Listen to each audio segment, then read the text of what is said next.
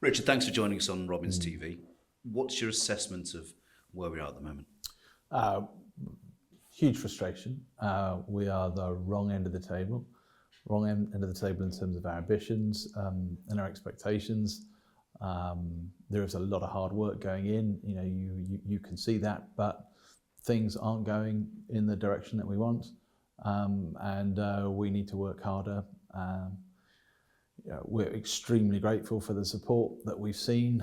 Taking nearly 3,000 to Coventry was extraordinary, and the positive support at Barnsley when we beat Barnsley at home for the first time in a very long time was excellent to see. But we really want to do our fans justice.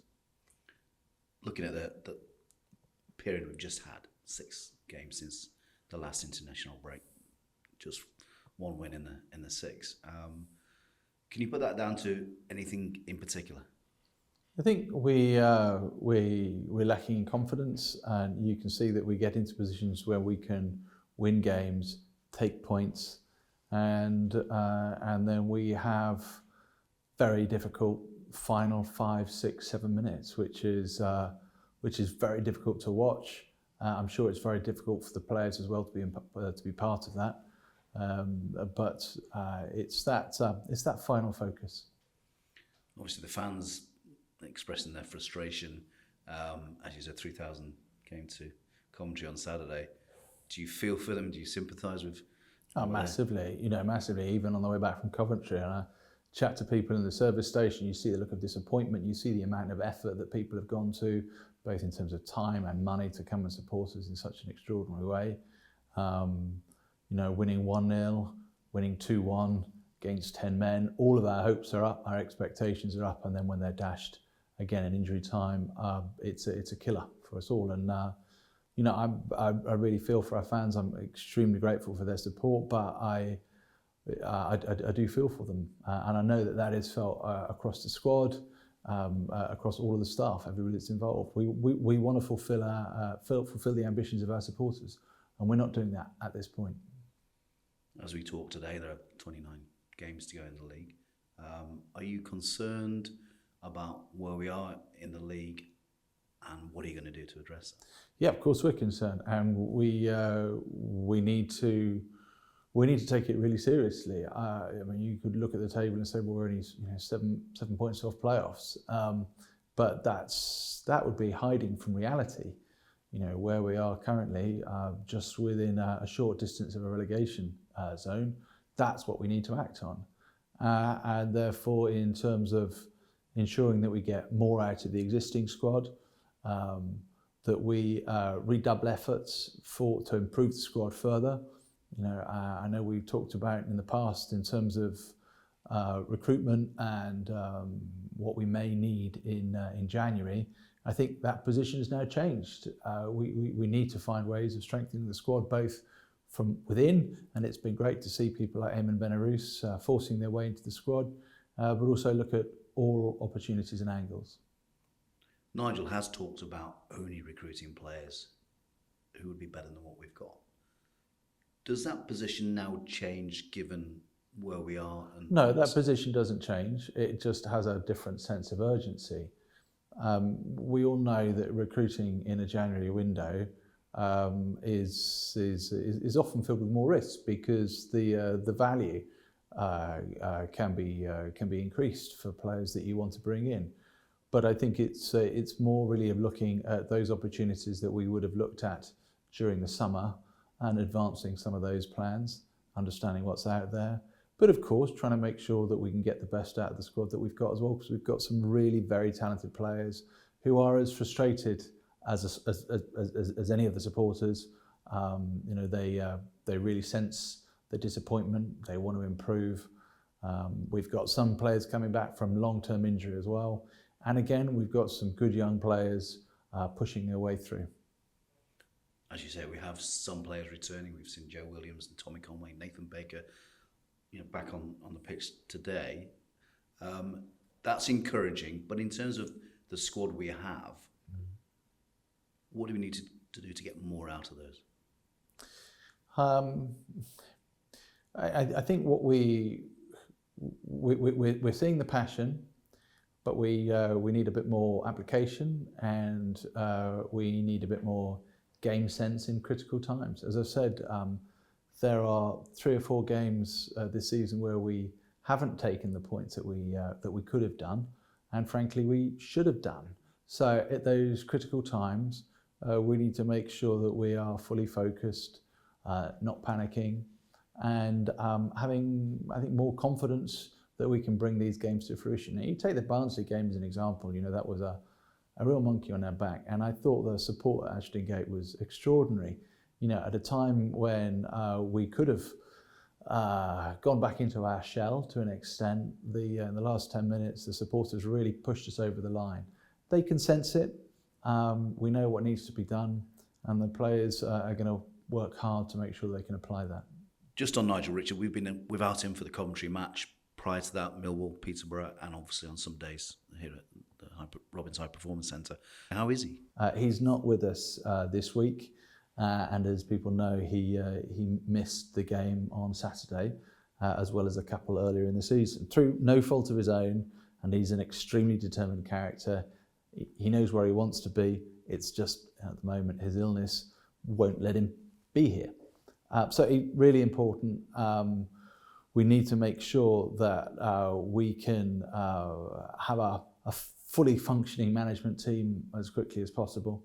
That's a really high priority for us, and we just hope Nigel gets better as quickly as possible. Talked about recruitment. In the summer, we recruited 2 new players, 2 young players, 3 players that with a lot of experience, and Andy and Nathan who've been with the club before. Do you feel that was an investment that was worthwhile given the market? Yeah, I think they were really good investments, and they've proved to be both short-term and long-term investments. George has come into the squad earlier than we would have anticipated. George Tanner and Rob Atkinson has done extremely well. The investment that's gone into the club is extraordinary when you consider what we've been through during COVID times. The High Performance Centre was delivered through COVID. The investment has not stopped. What we need to make sure is that we are using that investment as wisely as possible. We've got to make every pound count. If you were to put, for example, our salary bill in a league table in the Championship, we should be competing every season to be in the top 6, in and around that playoff mix. And that's if you're just looking at pure pounds, shillings and pence. And we're not doing that. So that's something that we need to rectify. Every pound has got to count. As CEO, how do you go about that? What do you have to look at? We have to look at, we have to be more demanding. Where we have got value, we need to extract that value. And that's something that we always look at, but there is particular focus when we're going through difficult times, as we are at the moment. And so, we need to challenge ourselves to deliver on the value that we know is within the squad. We know the quality's there, but we need to get everything out of it. And yes, that will be partly to do with how we manage our players and our resources, but it's also up to the players themselves. And I can see the amount of effort that's going in there, and we just need to help them to deliver on their full potential. If the wage bill is as high as you say, how do you then, given what's happened over COVID, given a measure of austerity that happens across football, how do we then recruit and strengthen the squad? Yeah, we may have to be imaginative. We have to trade.